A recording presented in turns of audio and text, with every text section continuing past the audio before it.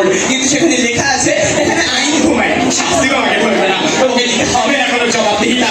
ধন্যবাদ মাননীয় মডারেটর এই মহান বিতর্কের মঞ্চে আমাকে আমার বক্তব্য স্থাপনের সুযোগ দেওয়ার জন্য। প্রস্তাবিত বিষয়ের বিপক্ষে বলছি। মাননীয় মডারেটর, বিপক্ষ দল আজ আমাদেরকে বোঝাতে চাইছে দুর্নীতি শুধু নৈতিকতা ক্লাসে না যাওয়ার ফল, কিন্তু আমরা বলি এটা এমন যেন আপনি যুদ্ধের ময়দানে হাতে অস্ত্র না নিয়ে নীতির শ্লোক পাঠ করতে ব্যস্ত। মাননীয় মডারেটর, দুর্নীতি বন্ধ করতে হলে শুধুমাত্র সুন্দর সুন্দর কথা বলা এবং ষোলো বলা হাত পেরে দেওয়া যথেষ্ট নয়। এর জন্য আমাদের প্রয়োজন ভয়, প্রয়োজন জবাবদিহিতা এবং প্রয়োজন এমন আইন যা আমাদের দুর্নীতিবাজদের রাতে ঘুম কেড়ে নিবে। মাননীয় মডারেটর, লর্ড অ্যাক্টন বলেছেন power tends to corrupt and absolute power corrupts absolutely. অর্থাৎ নৈতিক বন্ধ করতে পারে না যদি সেখানে শাস্তির ভয় না থাকে। চলুন ঘুরে আসি বহির্বিশ্ব থেকে। লক্ষ্য করুন PI 2024 বলছে যে সমস্ত দেশে নৈতিক শিক্ষা বাধ্যতামূলক করা হয়েছিল সেই সমস্ত দেশগুলো কিন্তু আজকে তো দুর্নীতির কুখ্যাত তালিকায় নাম লিখিয়েছে। উদাহরণ দিতে আপনার চান তাহলে বলতে হয় রাশিয়া এবং ব্রাজিলের কথা। মাননীয় মডারেটর, নৈতিকতা শিখলে অনেকে আজকে জীবিকার তাড়নায় কিন্তু দুর্নীতিতে অভ্যস্ত হয়ে যায়। যখন একজন নিম্নপদস্থ সরকারি কর্মকর্তার বেতন মাসে 12,000 টাকা, তখন তার কাছে নিজের বইয়ের নৈতিকতার চেয়ে নিজের পরিবারের চাহিদার তালিকাটা অনেক বেশি বড় হয়ে যায়। আপনাদের কৃষ্ণকে জমি দেখা গেছে যে সমস্ত মানুষ রয়েছে সবার নিচে বসবাস করে, তাদের মধ্যে 43% মানুষ এমন রয়েছে যারা আজকে আইন ভাঙতে বাধ্য হয় তাদের অভাবের কারণে। প্রতিপক্ষ, আপনারা যে নৈতিকতার কথা বলছেন, আপনি যদি একজন অভাবীকে নৈতিকতা শেখান তাহলে আগামীকাল অভাবের কারণেই সেই মানুষটির মধ্যে নৈতিকতা থাকবে কিনা তার কোনো স্থায়িত্বের কোনো গ্যারান্টি আপনি আমি মাননীয় মডারেটর কেউ দিতে পারবো না। তাহলে কোন নৈতিকতার মাননীয় কথা বলছেন? মাননীয় মডারেটর, আজকে আমরা কঠোর আইন সমাজে বাস্তবায়িত করতে পারি, তাহলে আজ থেকে নয় এখন থেকে আমরা আমাদের সমাজের সমস্ত দুর্নীতি বন্ধ করতে সক্ষম হবো। প্রতিপক্ষ, আপনারা যদি দুর্নীতির উঠে শুধুমাত্র নীতি শিক্ষাকে যথেষ্ট বলে মনে করেন, তাহলে আমার বলতে ইচ্ছা করে তাহলে আজকে যে ঢাকা সব কয়দিনা কবি হয়ে যেত।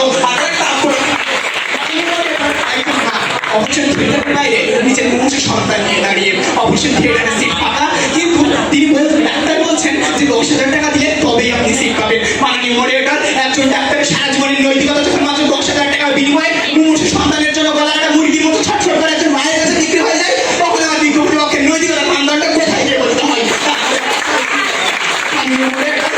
নৈতিক শিক্ষার ক্লাসের প্রথম দিন বসে ছাত্রটা যখন আজ আমার দেশ থেকে হাজার হাজার কোটি টাকা বিদেশে পাচার করছে, তখন তাদের নৈতিকতার মানদণ্ড কোথায়? লক্ষ্য করুন বিজ্ঞপ্তিপক্ষ, আপনারা বলে গেলেন যে আজকে আমাদের পরিবার থেকে নৈতিকতা শেখানো হয়, সমাজ থেকে নৈতিকতা শেখানো হয়, বিদ্যালয় থেকে নৈতিকতা শেখানো হয়। হ্যাঁ, কিন্তু আমরা অস্বীকার করি না। কিন্তু প্রশ্ন থাকে একজন দুর্নীতিপরায়ণ পরিবারে জন্ম নেওয়া সন্তানরা কি আসল নৈতিক শিক্ষা পায়? আচ্ছা, ধরে নিলাম একজন পরিবার থেকে জন্ম নেওয়া সন্তানটা আসল নৈতিক শিক্ষা পাচ্ছে, কিন্তু যেটি একটা কথা ছিল না মাননীয় মডারেটর, ছেলে আমার মস্ত বড় মস্ত অফিসার, মস্ত ফ্ল্যাটে যায় না দেখা এবার ওপার, সবচেয়ে কম দামি ছিলাম একমাত্র আমি, ছেলেরা আবার আমার প্রতি অবাধ সম্ভ্রম, আমার ঠিকানা দেয় বৃদ্ধাশ্রম। মাননীয় মডারেটর, একজন মায়ের সেই ঠিকানা যখন হয় বৃদ্ধাশ্রমে, তখন আমার বিজ্ঞপ্তিপক্ষের কাছে এছাড়াও তিনি বলে গেলেন বিদ্যালয়ের নৈতিকতার কথা।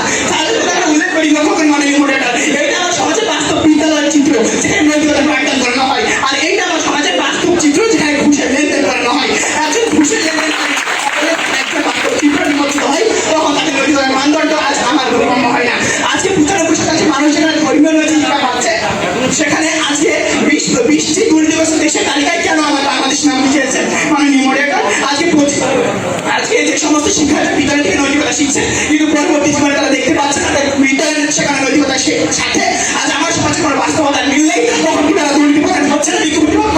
মাননীয় মডারেটর, আজকে আমার কাছে এমনও দেখা যায় যে আজকে আদালতের বাইরে একজন মা বছরের পর বছর দাঁড়িয়ে থাকে, কিন্তু সন্তান হত্যার বিচার পায় না। তাহলে কোথায় যায় আমার বিজ্ঞপ্তিপক্ষের নৈতিকতার সেই মানদণ্ড? তা আমার বোধগম্য হয় না। সবশেষে সবার প্রতি এখন আবেদন নিয়ে শেষ করতে চাই যে নৈতিকতা শিক্ষা